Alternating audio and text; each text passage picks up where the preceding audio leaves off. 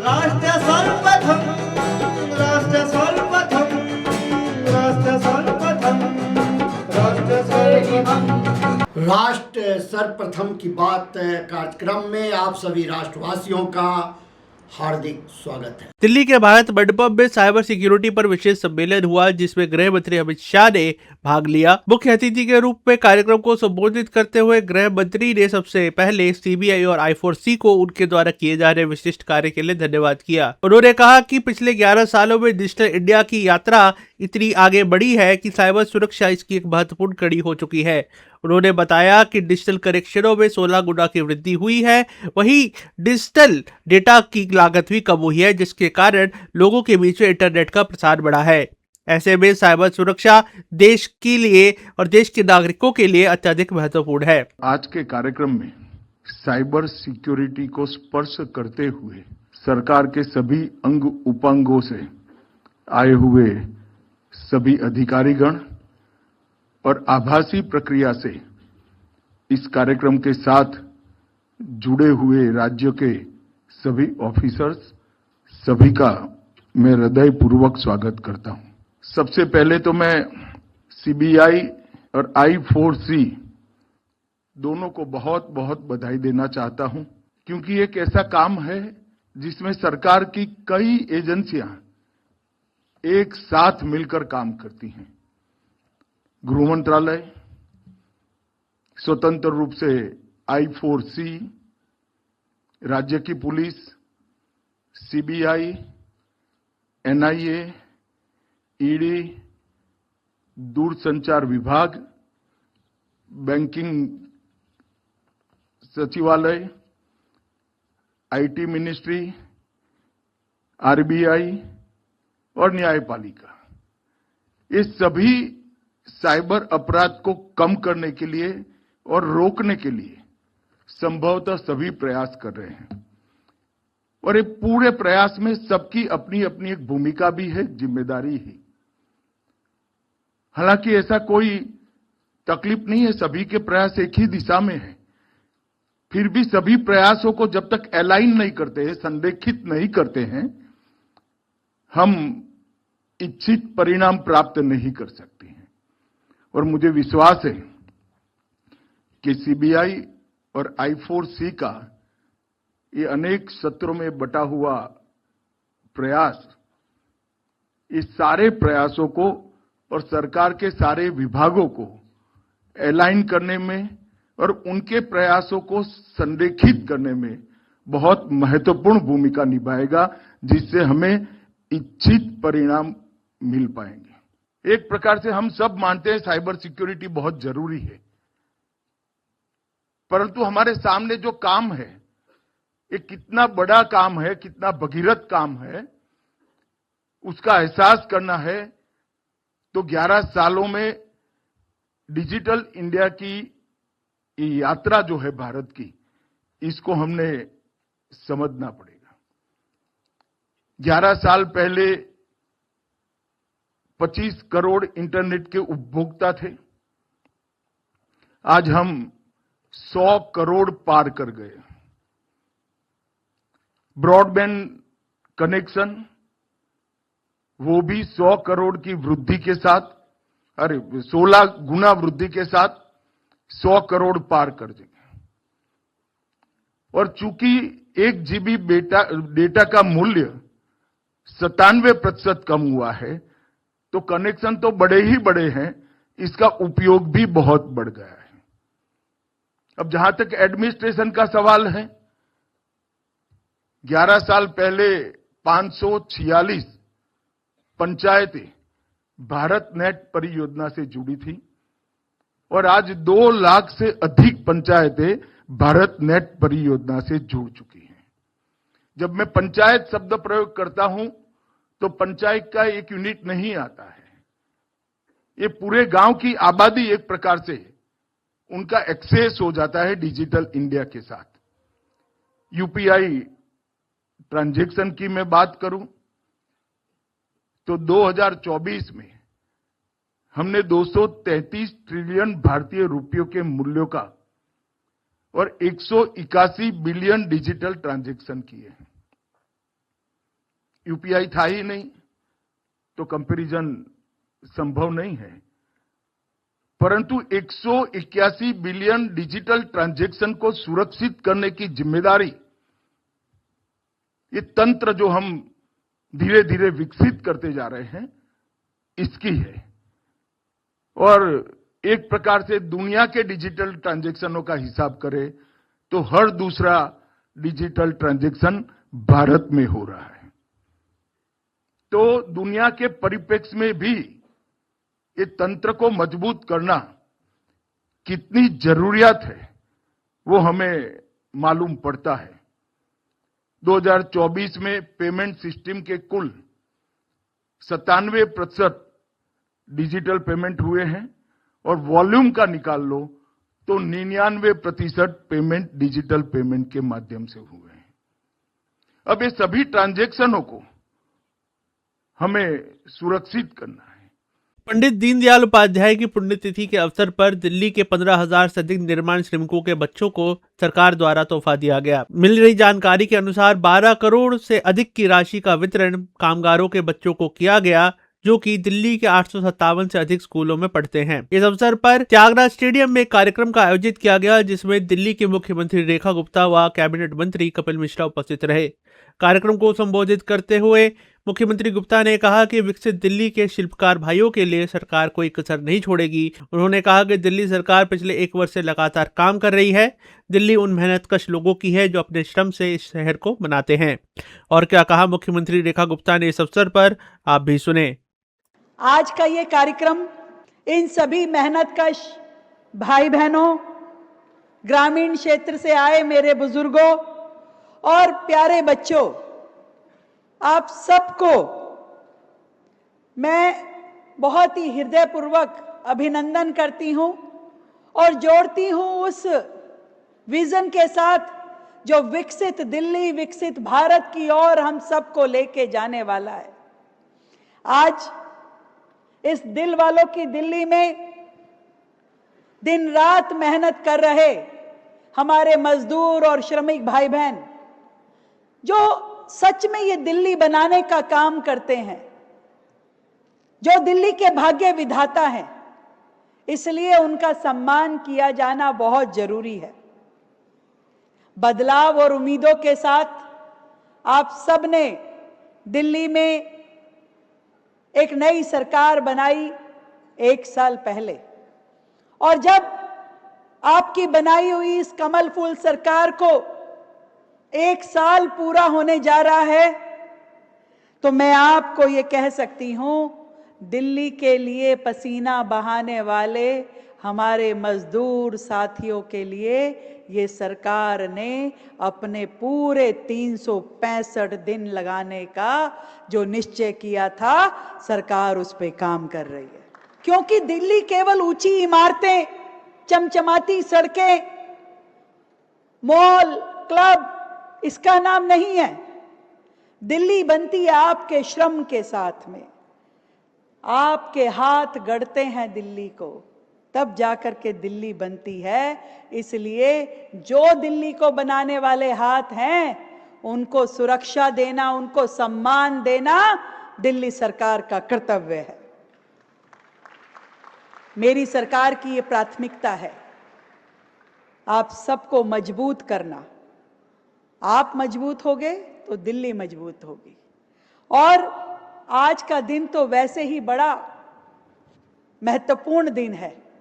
पंडित दीनदयाल उपाध्याय जी की पुण्यतिथि के इस अवसर पर जब हम उनके दिए हुए मार्गदर्शन को याद करते हैं, वो हमेशा कहते थे अंत्योदय, यानी जो समाज में सबसे अंतिम पंक्ति में खड़ा हुआ व्यक्ति है, जो पीड़ित है, जो शोषित है, जिसके पास सुविधाओं की कमी है, उस व्यक्ति के विकास की चिंता सबसे पहले करनी होगी।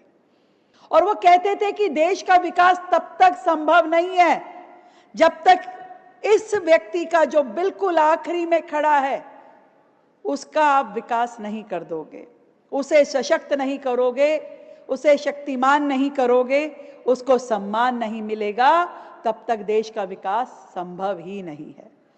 और अंत्योदय की इस परिभाषा के साथ ही आदरणीय मोदी जी हमेशा इस बात को कहते हैं कि भाई सत्ता जो है वो सुख भोगने का साधन नहीं है, ये सेवा का माध्यम है।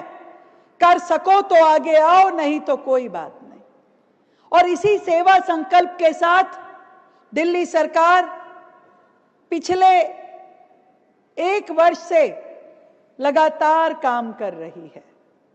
मैं अपने दिल्ली शहर में रह रहे उन सभी गरीब परिवारों को, वंचित परिवारों को आगे बढ़ाने के अवसर मिले, उस दिशा में सरकार लगातार काम करे, ये हमारी इच्छा है।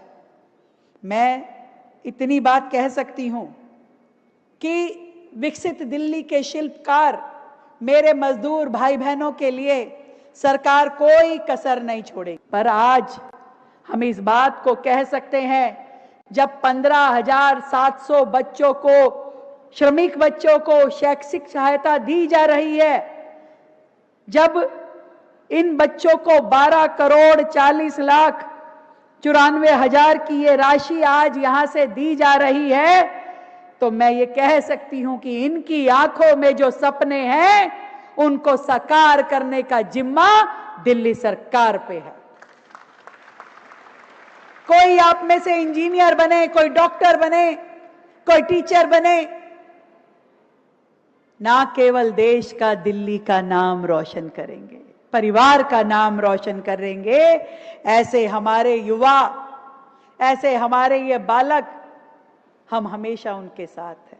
उत्तर प्रदेश के मुख्यमंत्री योगी आदित्यनाथ ने आज बजट के संबंध में मीडिया को संबोधित किया। प्रेस वार्ता में बात करते हुए उन्होंने जानकारी दी कि उत्तर प्रदेश सरकार ने एक बार फिर ऋण प्रतिशत को 27% तक लाने में सफल हुई है। उन्होंने कहा कि अर्थव्यवस्था को सुदृढ़ करना प्रदेश सरकार का प्रयास है। ऐसे में 2 लाख करोड़ की राशि परिसंपत्तियों के नवनिर्माण के लिए रखी गई है, जिससे न केवल सरकार को आने वाले समय में फायदा होगा, बल्कि इससे प्रदेश में रोजगार का सृजन होगा। उन्होंने बताया कि बजट में 43,565 करोड़ की धनराशि केवल और केवल नई योजनाओं के लिए प्रस्तावित है, तो यह दिखाता है कि प्रदेश सरकार प्रदेश के विकास को लेकर कितनी तत्पर है। आज वर्ष 26-27 का उत्तर प्रदेश का बजट हमारे माननीय वित्त मंत्री जी के द्वारा सदन में प्रस्तुत किया गया है। और अगर बजट की मैं थीम कहूं तो यह सुरक्षित नारी, सक्षम युवा, खुशहाल किसान और रात को काम, तकनीकी निवेश से समृद्ध होता उत्तर प्रदेश के लिए समर्पित यह बजट 9 वर्ष के नवनिर्माण की एक नई गाथा को देशवासियों के सामने प्रस्तुत करता है।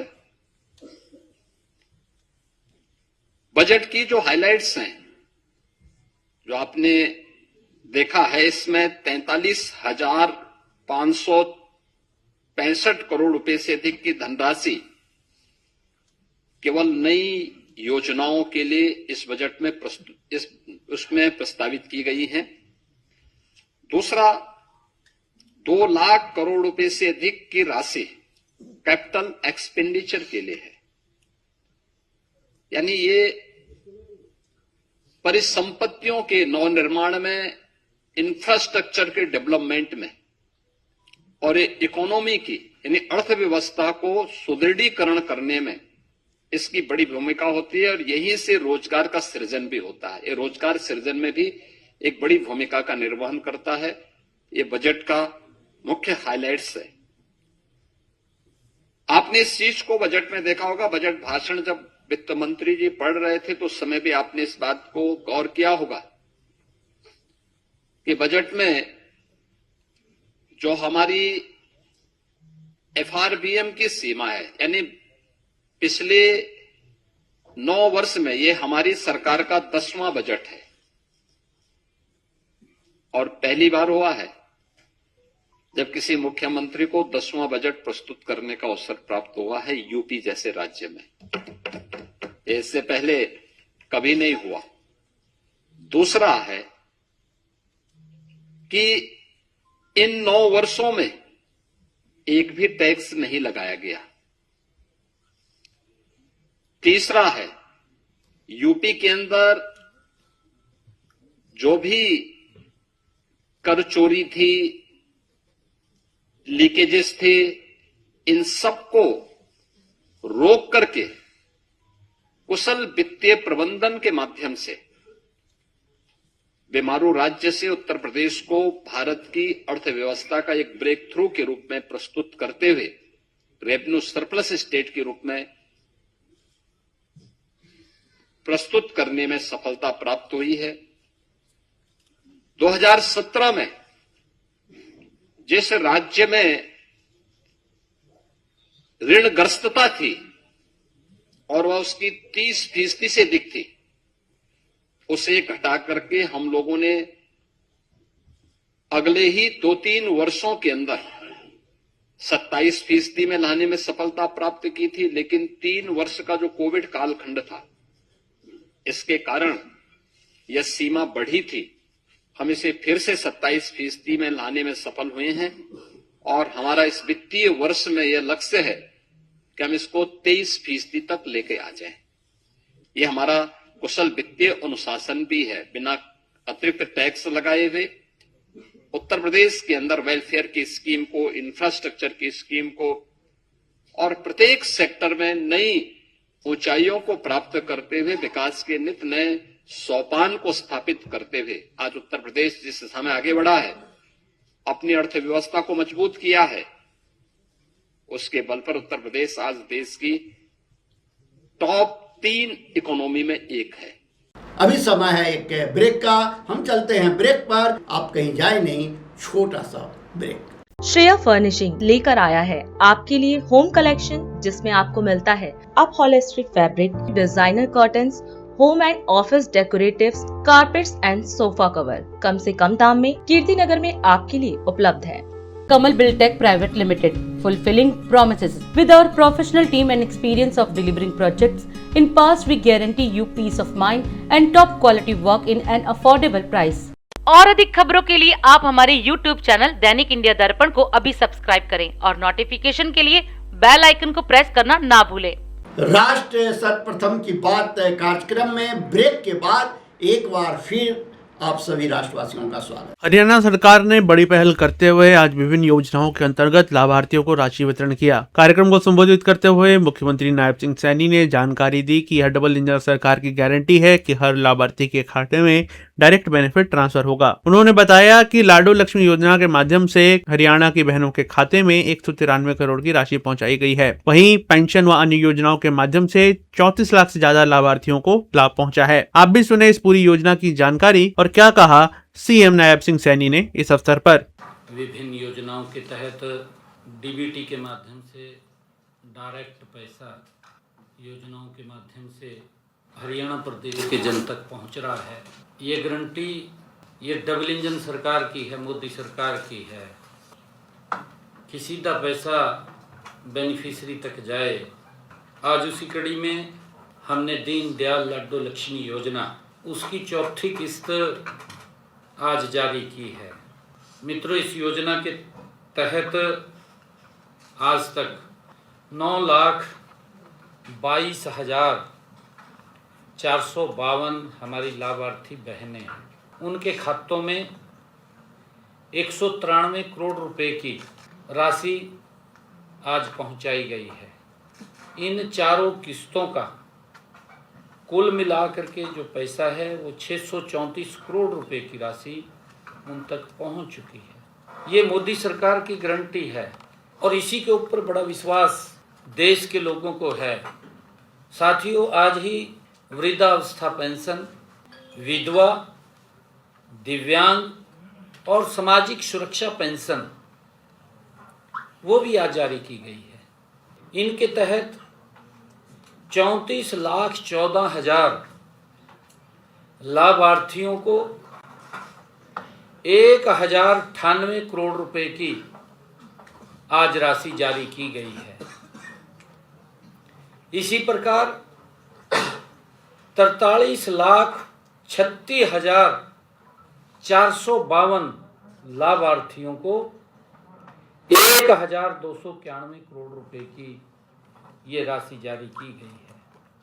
मित्रों, पिछले कुछ समय से पेंशन से संबंधित समस्याएं और आय आधारित पात्रता से जुड़ी शिकायतें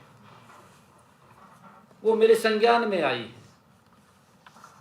इन शिकायतों व अपीलों के समाधान तथा पात्रता के निष्पक्ष निपटान के लिए मैंने सभी प्रदेश के अंदर एडीसीज को ये निर्देश भी जारी किए हैं कि अब वे सप्ताह में जो सोमवार और वीरवार समाधान शिविर के अंदर बैठते हैं, इन मामलों का निवारण को सुनिश्चित करें, उसको देखें। मित्रों, आज मैंने हर घर हर गृहिणी योजना के तहत गैस सिलेंडर रिफिल करवाने वाली हमारी लगभग 12,62,000 बहनों के बैंक खाते में, क्योंकि हमने अपने संकल्प पत्र में भी कहा था, हमने विधानसभा से पहले कमिटमेंट भी किया था कि ऐसी बहनें जिन परिवारों की इनकम 1,80,000 रुपये से कम है, ऐसी बहनों के खाते में जो गैस का सिलेंडर है उनको 500 रुपये में मिलेगा, ऊपर की राशि उनके खाते में पहुंचाई जाएगी। उसी कड़ी में आज नवंबर और दिसंबर माह की 38 करोड़ 97 लाख रुपए की राशि वो सब्सिडी भी डाली गई है। मित्रों, आज ही मुख्यमंत्री दुग्ध उत्पादक प्रोत्साहन योजना के तहत 36,000 लाभार्थियों के खाते में 101 करोड़ रुपए की वो सब्सिडी की राशि भी जारी की गई है। और इसी प्रकार आज विभिन्न 18 जन कल्याणकारी योजनाओं के तहत प्रदेश के 56,34,000 लाभार्थियों के बैंक खातों में 1,431 करोड़ रुपए की राशि डाली गई है। राजस्थान के मुख्यमंत्री भजन लाल शर्मा ने आज प्रेस वार्ता के माध्यम से मीडिया को संबोधित किया। इस अवसर पर उन्होंने बजट को लेकर अपने विचार रखे और जानकारी दी। मुख्यमंत्री भजन लाल शर्मा ने बताया कि मानव संसाधन विकास, सुशासन, पर्यावरण के साथ विकास को बढ़ाने जैसे 10 संकल्पों को लेकर राजस्थान सरकार आगे बढ़ रही है। उन्होंने बताया कि इस वर्ष राजस्थान की जीएसडीपी 21,52,100 करोड़ होना संभावित है। उन्होंने यह भी बताया कि राज्य की प्रति व्यक्ति आय 2 लाख के पार कर गई है और यह राजस्थान सरकार के लिए एक बहुत बड़ी उपलब्धि है। आज हमने 2025-26 का बजट विधानसभा में रखा है। हमने ये बजट हमारे द्वारा तैयार किए गए विकसित राजस्थान 2047 विजन दस्तावेज को धरातल पर उतारने के लिए एक एक्शन प्लान के रूप में तैयार किया है। बजट 2024-25 की 1277 घोषणाओं में से 1188 यानी 93% को धरातल पर लागू कर दिया है। पिछली साल के बजट की 1441 घोषणाओं में 1246 घोषणाएं यानी कि 86% को धरातल पर उतार दिया गया है। मेरे भाइयों, ये बजट हमारे 10 संकल्पों के साथ है। हमारा अवसंरचना का विस्तार, नागरिक सुविधाओं में सुधार, पर्यटन, कला और संस्कृति धरोहर, मानव संसाधन का सशक्तिकरण, सामाजिक सुरक्षा प्रणाली का सुदृढ़ीकरण, सुशासन और डिजिटल परिवर्तन, कृषि विकास और किसानों का कल्याण, हरित विकास और पर्यावरणीय सहायता, औद्योगिक विकास एवं निवेश को प्रोत्साहन, और हमारा $4.3 ट्रिलियन 2047 तक और $350 बिलियन 2029 तक राज्य की जीडीपी का है। हमारा ये 26-27 का जो बजट है, में राज्य की जीएसडीपी 21,52,100 करोड़ रुपए होना संभावित है, जो वर्ष 23-24 से 41% से अधिक है।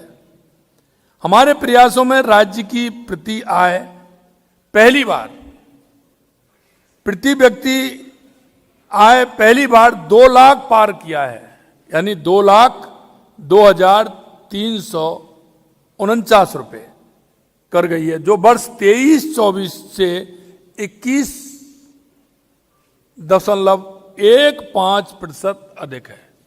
विज्ञान के लिए महिला व बालिकाओं के अंतर्राष्ट्रीय दिवस के अवसर पर देहरादून में शी फॉर स्टेम उत्तराखंड विषय पर एक महत्वपूर्ण कार्यशाला का आयोजन किया गया। उत्तराखंड के मुख्यमंत्री पुष्कर सिंह धामी इस कार्यशाला में उपस्थित रहे और उन्होंने महिलाओं को विज्ञान, प्रौद्योगिकी, इंजीनियरिंग व गणित क्षेत्रों में प्रोत्साहित करने पर जोर दिया। यह पहल Uttarakhand state council for science and technology और विज्ञानशाला द्वारा संचालित शी फॉर स्टेम कार्यक्रम का हिस्सा है, जो 2024 से महिलाओं को मेंटरशिप, इंटर्नशिप और करियर के अवसर प्रदान कर रही है। इस अवसर पर मुख्यमंत्री धामी ने कार्यशाला में छात्राओं को विभिन्न विषयों पर मार्गदर्शन दिया और कहा कि राज्य सरकार महिलाओं व छात्राओं की सहायता के लिए प्रतिबद्ध है। मैं इस कार्यक्रम को आयोजित करने के लिए इनमोवी, विज्ञानशाला इंटरनेशनल, यूकॉस्ट एवं Uttarakhand science and technology university सहित सभी आयोजकों को, जिन्होंने भी इसका आयोजन किया है, उन सभी को साधुवाद देता हूं, जिन्होंने इस दूरदर्शी पहल को सफल बनाने में अपना महत्वपूर्ण योगदान दिया है। भाइयों बहनों, भारतीय इतिहास इस बात का साक्षी है कि हमारी जो नारी शक्ति है वो केवल सामाजिक एवं पारिवारिक जीवन तक ही सीमित नहीं है, बल्कि विज्ञान, दर्शन, खगोल शास्त्र एवं चिकित्सा जैसे क्षेत्रों में भी उन्होंने बहुत अग्रणी भूमिका निभाई है। आज जहां हमने प्रदेश में साइंस और innovation centres, labs on wheels, GSI dashboard, digital library, patent information centre और स्टेम लैब्स के माध्यम से विज्ञान और प्रौद्योगिकी के क्षेत्र में हम विश्व स्तरीय इंफ्रास्ट्रक्चर भी तैयार कर रहे हैं, वहीं AI, robotic drone, semiconductor, pre incubation lab की स्थापना जैसे महत्वपूर्ण जो नवाचार हैं उनको बढ़ावा दे रहे हैं। और आप सभी को पता है, आपके बगल में ही देहरादून में देश की 5वीं साइंस सिटी का निर्माण कार्य भी बड़े स्तर पर चल रहा है, जो जल्दी ही पूरा हो जाएगा। मुझे पूरा विश्वास है साइंस सिटी हमारे राज्य को साइंस और टेक्नोलॉजी और इनोवेशन के क्षेत्र में ग्लोबल डेस्टिनेशन के रूप में स्थापित करने में बहुत अहम भूमिका निभाएगी। हमारी सरकार छात्राओं को साइंस, टेक्नोलॉजी और इनोवेशन के क्षेत्र में आगे बढ़ाने के लिए, विशेष रूप से उनको प्रोत्साहित करने के लिए अनेक प्रयास कर रही है। इनके पीछे हमारा उद्देश्य है कि हमारी बेटियां बिना किसी बाधा के विज्ञान और प्रौद्योगिकी के क्षेत्र को आगे उसमें बढ़ सकें और देश और प्रदेश के विकास में अपनी भूमिका निभा सकें। और अधिक खबरों के लिए आप हमारे YouTube चैनल दैनिक इंडिया दर्पण को अभी सब्सक्राइब करें और नोटिफिकेशन के लिए बेल आइकन को प्रेस करना ना भूलें। आज हम इस कार्यक्रम में आपसे विदा लेते हैं। आप अन्य खबरों के लिए बने रहे। राष्ट्र सर्वप्रथम, वंदे मातरम, जाग उठा है भारत। राष्ट्र सर्वप्रथम, राष्ट्र सर्वप्रथम, से ही हम